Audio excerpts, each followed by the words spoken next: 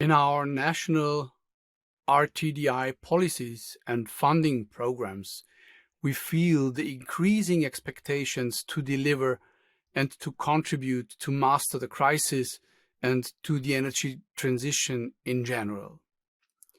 It is obvious that there are expectations to the said partnership to deliver and to contribute on the European level. But what and how exactly can research, technology development, demonstration, and innovation contribute to the energy transition, and what can be the role of funding programs and collaborations like the said partnership? Let's step back for a moment and start from some more general thoughts before we talk about the practicalities of collaboration, knowledge creation, and knowledge exchange. As an input in the discussion, I have tried to formulate 3 impact pathways for RTDI for the energy transition. Impact pathway number 1 could maybe titled Successful Transition of European Energy Systems. This is what we are asked to contribute, to transform the European energy systems to become clean, environment-friendly, carbon neutral. Successful transition of European energy systems. Impact pathway 2 could be titled European Solution Providers in Global Value Chains. This is what many of our technology-oriented funding programs are focusing on. We want to support our solution providers, our industry, our technology developers to be the ones that provide the solutions for the energy transition on the European technology markets, but also in the global value chains, which are going to prosper in the coming years the more and more the climate change is requesting change of our energy systems. And the third pathway could be titled Prepare for Future Developments. We always need to have also our view in the future. We need to do forecasting. We need to understand which kind of new technology options might come up, how the climate crisis is developing, other crises that might appear. We need to have our view in the future. We could say that the impact pathway 2, as I have pointed out, is very often in the focus of our funding programs, focused on technology development. Pathway number 3, we could say, has a strong focus on research. And here our ERA joint programs and our national research institutes are active, and we have some funding programs that can fund also collaborative projects that are very research focused. But what about the impact pathway 1? What is it that what goals do we have here? And what outcomes do we need to produce to contribute to a successful transition of European energy systems? On the one hand side, we don't have much time, so we need to help to accelerate the transition. And on the other hand side, as we don't have much time, we cannot have many iteration circles. So we need to be to the point. So research and technology development needs to accompany the transition and make sure that we are successful and to the point, implementing the right solutions at the right time. So the goals of this pathway could be formulated, for example, like targeted and accelerated transition. For this, we need evidence-based knowledge. And we want to create innovation impulses for industrial sectors and regions. Outcomes could be formulated like scalable and transferable technologies and solutions that we want to develop. Also, leading initiatives with high innovation competence as catalyzers for the energy transition could be a valuable outcome of the RTDI activities. And what we would achieve is trust in the new solutions from the decision makers, the citizens, the investors, and everyone in society. Now the question is, which kind of activities do we need to perform to reach those goals and to create those outcomes? And here we could say, as it has been also developed on the European level, we need something like mission-oriented or challenge-focused funding programs and funding initiatives. We need to work on knowledge creation and exchange. We need to develop the evidence and the strategic knowledge, and we need to bring this knowledge to the right stakeholders in the right moment. We need to co-create with need owners and potential implementers of the new solutions and technologies. And we need to create something like sandboxes or real labs, however you want to call it, where we can train the energy transition, where we can test and validate solutions. One important prerequisite for exchange and targeted collaboration is knowledge. What is knowledge, and what kind of knowledge do we need on the different governance levels? How can we create effective formats to create and exchange knowledge?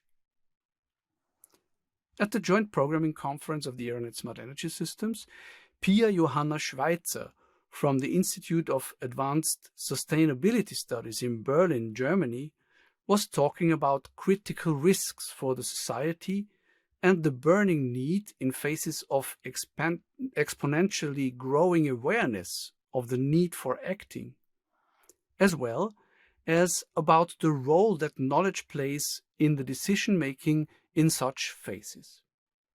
In the short extract of her keynote that we are going to listen to now, she talks about the challenge to create and share relevant knowledge, and she proposes a classification of different types of knowledge that we can identify. Still, the problem remains, how do we organize knowledge management? And there are, of course, obstacles, challenges. First is, I've just mentioned the arguments in favor of engagement, in favor of participation. But how do we do that exactly in practice? And then there's also the challenge about bringing in normativity, sort of potentially bias. We will bring in the values and worldviews of stakeholders and people and collective actors. And then also another thing is that we talk a lot in these settings about case studies, about specific labs, real world labs, for instance, or other methods. But how could we evaluate these very context-specific interactions and processes? How could we validate those and draw lessons from those context-specific experiences? So that leads us to the question of how can we aggregate and draw generalizable lessons from very specific concrete processes. And here's a suggestion. So the publication by Lawrence and colleagues in 2002 proposes a framework how we could organize knowledge co-creation processes against this backdrop, against the backdrop of wicked problems, against the backdrop of transformations that are necessary to reach a more sustainable society, more sustainable living environment. While there's no widely accepted framework or concrete framework or empirical strategy of how to carry out transdisciplinary processes, there is a general current of transdisciplinarity that says that transdisciplinary projects prioritize the interface between science, society, and technology in the contemporary world. So it is about solving real world problems with people in very blunt, sort of straightforward terms. And the Lawrence and colleagues, they propose sort of different ways of thinking about knowledge, and all of these need to come together for facilitating the energy transition. First is systems knowledge. Systems knowledge involves empirical and theoretical studies spanning the spectrum from very specific and a disciplinary understanding of a single phenomenon, such as the energy transition, to a more integrative and interdisciplinary perspective on complex relationships between these phenomena. Now, this is what we would traditionally call, this is the hard science element. But on top of that, or in addition to rather, we need also orientation knowledge. And orientation knowledge, that is about the formulation and justification of the goals and objectives of these transformation processes that we propose. So here it is for the energy transition, it's quite clearly the sustainability goals. So this is also has often been called target knowledge. Where do we want to, what's the aim and objective we want to reach? Sort of the target knowledge, the term is a bit problematic because it assumes that there is actually the solution to the problem, whereas the orientation phrase rather indicates, well, there's a general perspective, but there might be different roads to reach this specific this specific aim, and we might actually not end up where we've aimed at the beginning, but the general road is the one we want to go to. Then transformation knowledge. This is about understanding the development of very practical means to reach these desired goals. So transformation knowledge is necessary to reach our general, it is necessary to finalize our orientation. That might be technical, might be legal knowledge, also knowledge about the societal aspects, and also the larger cultural aspects that are relevant to know about. And all of this is linked with process knowledge. And process knowledge consists of the methodologies and procedures that we need to design and carry out projects for co-creation of transdisciplinary processes and these co-design, co-creation processes.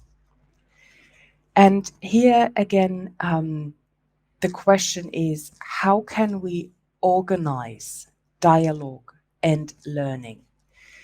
There is, of course, no one-size-fits-all answer, no one-size-fits-all solution, but a rough yardstick, which says that it very much depends on the challenge that we face. Often in issues that are related to the energy transition or other societal transitions, we deal with very complex risk issues.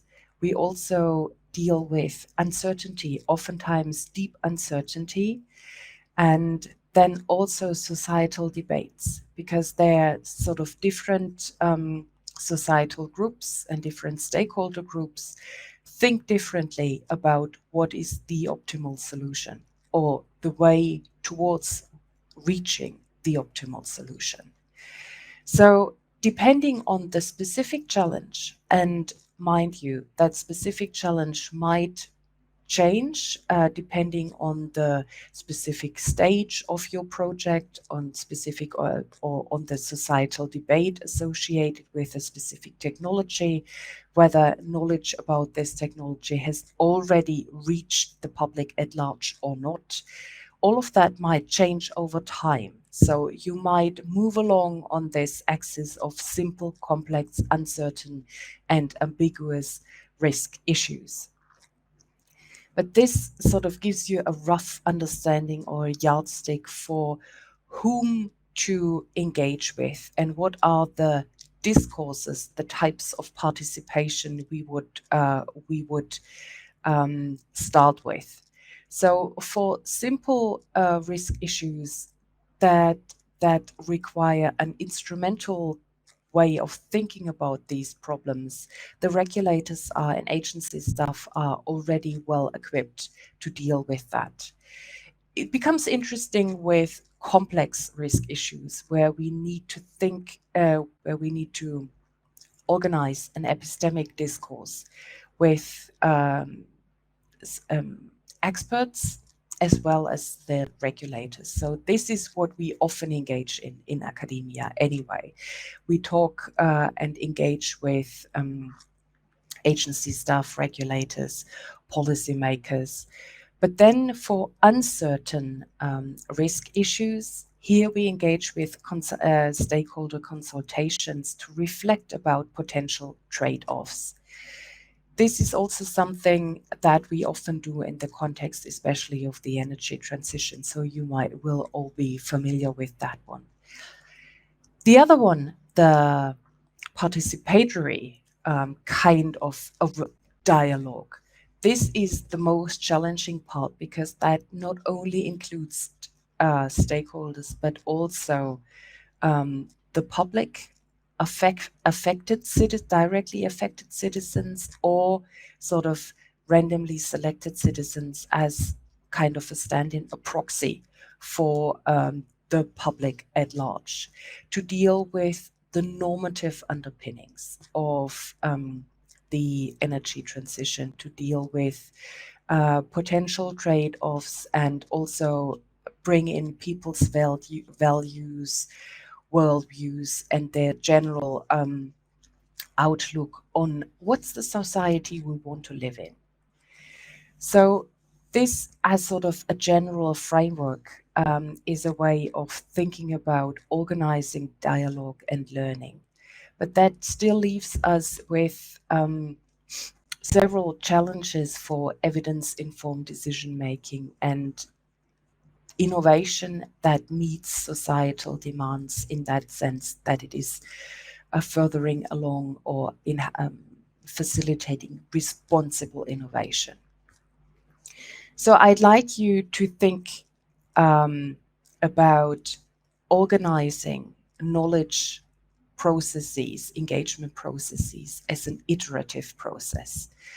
And then also knowledge diffusion. There is no classical stop rule where you'd say, okay, now I've done my job, but rather sort of think about the latency of processes and impact, so it generates ripple effects.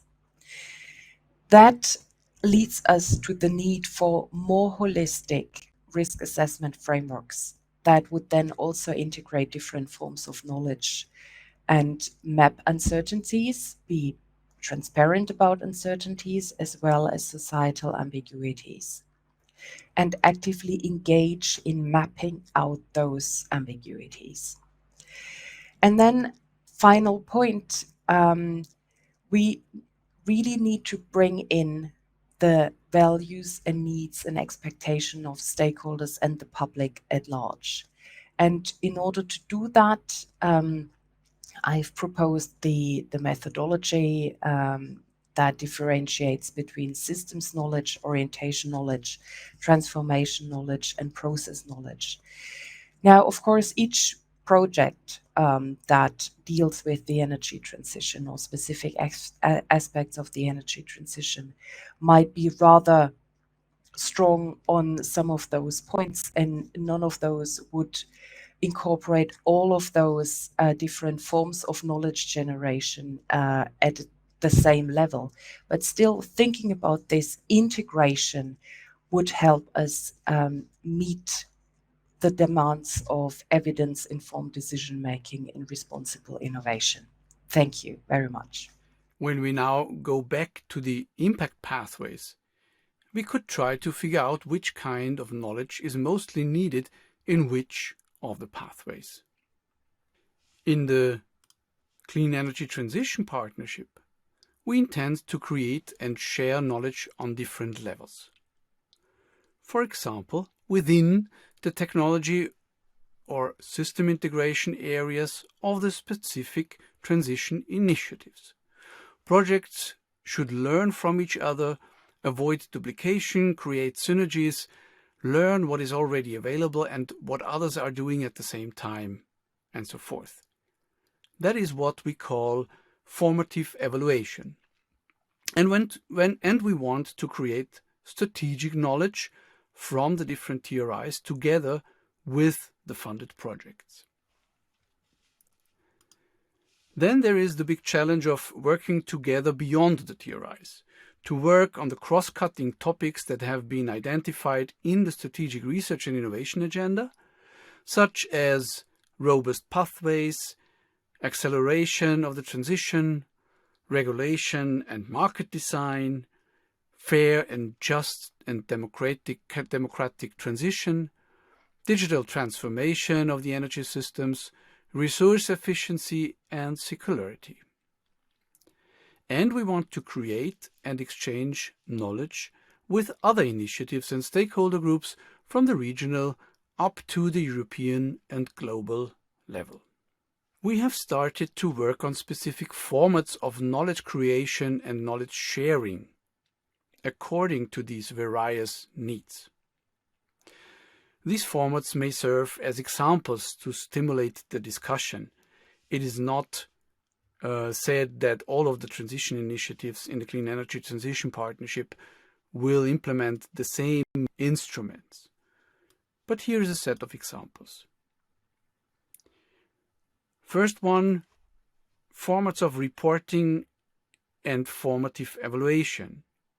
For example, peer-to-peer feedback sessions with the projects led by transition initiative leading experts or together with experts of the knowledge community. To achieve cross-cutting knowledge creation and knowledge sharing, the format of working groups might be appropriate. Trans-TRI working groups to be formed on specific cross-cutting topics, for example. To support scaling and replication for experts in industry and solution providing companies, spotlights have been developed. We call them spotlights. Basically, it's a compendium of actual strategic knowledge for practitioners in the energy transition that has been developed together with the funded projects, for example, in the area of smart energy systems. Another format are policy briefs to prepare strategic knowledge and to create strategic knowledge for decision makers and policy makers. This is also an appropriate format to exchange strategic knowledge and policy knowledge on the level of initiatives, for instance, between the set plan initiatives and the set partnership TRIs. And another format, of course, is always matchmaking of experts and project partners. Herefore, we create online platforms and events.